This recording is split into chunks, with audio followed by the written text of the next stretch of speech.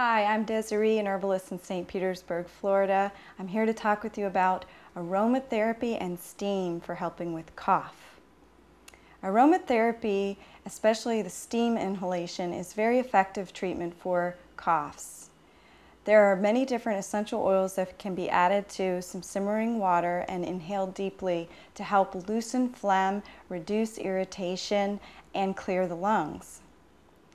Peppermint is a great choice for dry coughs, and eucalyptus oil is a wonderful choice for a natural decongestant and as an expectorant to clear the lungs.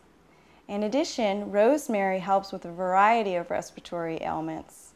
And lastly, thyme is an excellent choice for soothing the throat, and it's an antibacterial to help with any infection related to the cough. I'm Deserie, and this is using aromatherapy and steam for coughs.